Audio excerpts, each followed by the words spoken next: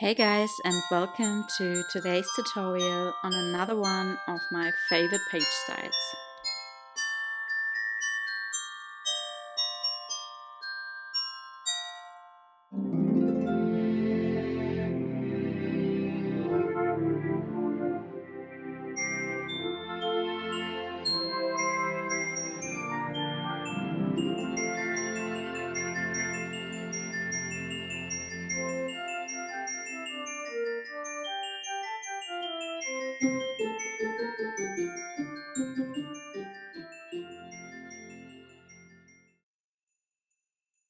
Okay, so let's just start with the tutorial for today. And the first step we always need to do for any of those page styles is to cut and score our cardstock as well as our pattern papers. And for the measurements, you can refer to the cutting guides and templates which are available in my Etsy store for different album sizes. And when I cut my cardstock and pattern paper, I always like to label all the elements I have cut. So this is just an example on how to use your cutting guides for cutting and scoring your cardstock and pattern papers. And then after scoring, you can go ahead and do the next step. The next step for this page style would be to prepare cardstock elements B, and for cardstock elements B we need to fold them like an accordion. So just fold on the first scoring line on one side and then turn around your cardstock and fold on the second scoring line on the other side, so on the back side of the cardstock, and then continue by doing so for all 4 scoring lines. And then for cardstock elements B, after folding, you also want to add some tape, and I like to use my 3/8 of an inch tape for this, and I just place it on the outside flaps, so on both sides.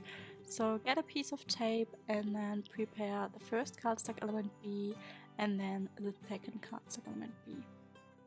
And then we also want to fold up cardstock element A, which is going to be our pocket.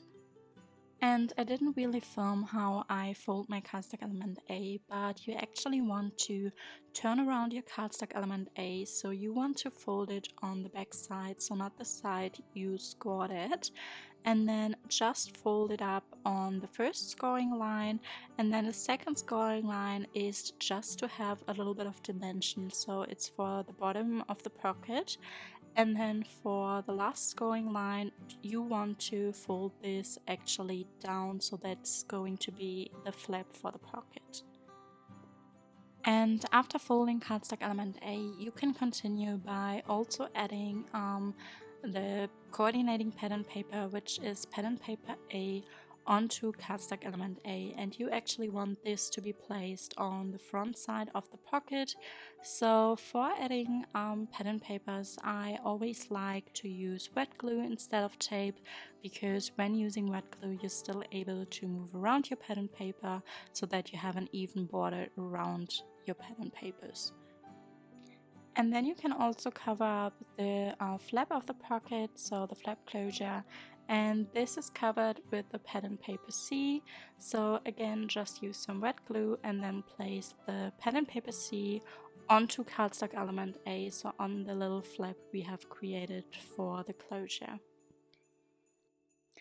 And once your pattern papers are attached, you can continue by finding the middle, and for this I actually like using my Tim Holtz ruler, because with this ruler it's very easy to find the middle, and then I just mark it. So I start with a flap and I want an eyelet to be placed in the middle of my flap closure, so I just get my pencil and mark it down.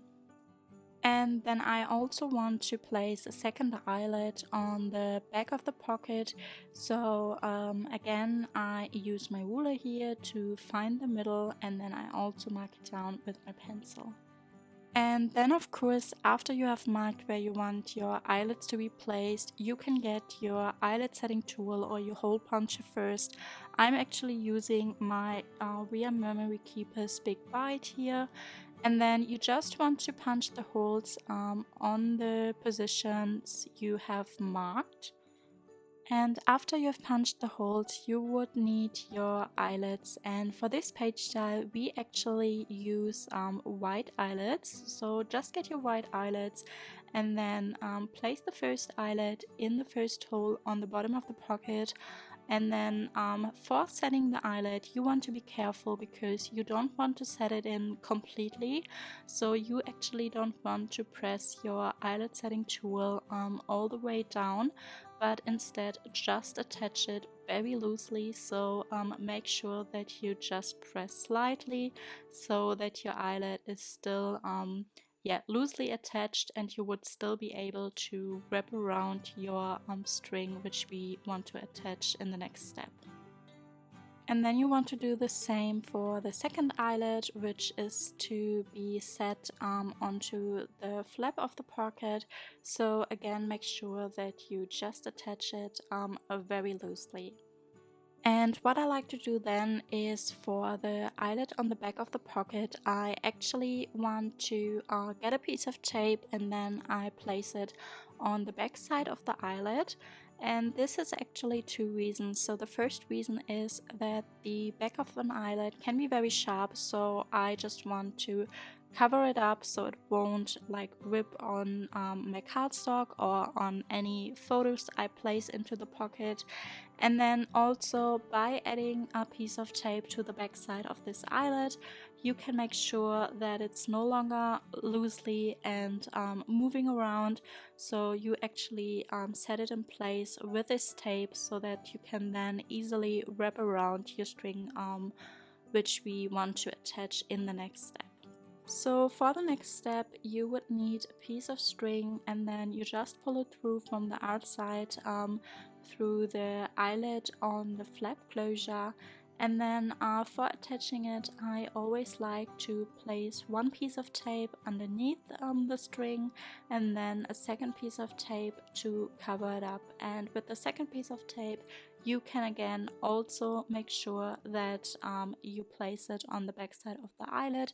So again, this will keep the eyelet from moving around, and now you have actually both eyelets set in place by using these tapes. And as you can see, I didn't really cut my string before, so what I like to do is I just attach it and then I make sure that I can wrap it around like 3 times, and then I go ahead and cut it down to size. Now for the next step, we need cardstock elements B, and cardstock elements B are going to be attached to the sides of the pocket. So for attaching, I always like removing just half of the tape backing from one side, and then I hold up the sticky side and I use the non-sticky side to align my cardstock elements with the edge of the cardstock. And also for this page style, you want cardstock elements B to be attached right next to the second scoring line, which is the scoring line for the bottom of the pocket. And of course you want to make sure that you don't accidentally cover up the scoring lines. So as you can see, I always like to make sure that before I attach it, I'm still able to fold up my cardstock. And then of course do exactly the same for the second cardstock element B. So again, just remove half of the tape backing and use the non-sticky side to align your cardstock element B with the edge of cardstock element A. And once you have found the right position, you can go ahead and remove the rest of the tape backing to stick it down.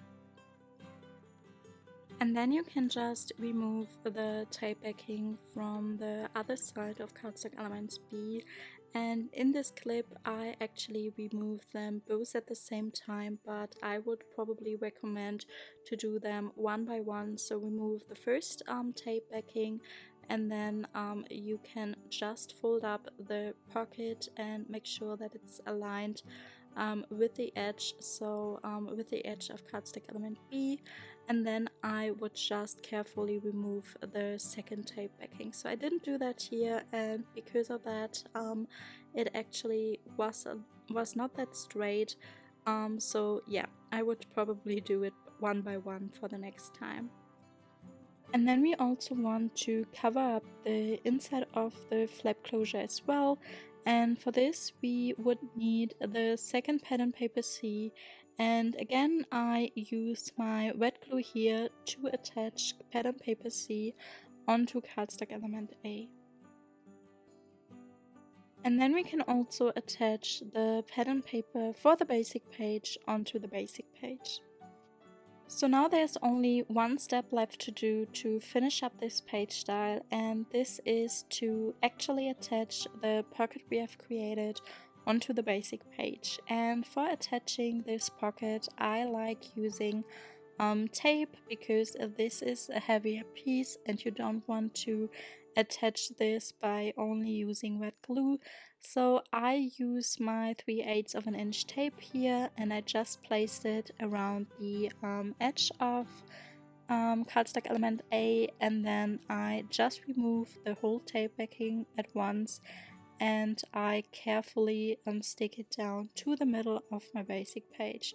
So I just hold it over the basic page, and once I think I've found the right position and I actually just eyeball it, I go ahead and stick it down onto the basic page. And that's what the finished page style looks like. So as you can see, we have created an expandable pocket in which you could place a lot of photos actually. So I really like this page style because it holds a lot of photos and it's interactive, and I actually really like to place this either on the inside of the front or on the inside of the back cover. But you could totally also add it anywhere throughout the album. So yeah, I really hope that you enjoyed today's tutorial. And if you did so, I would love to get your feedback in the comment box down below.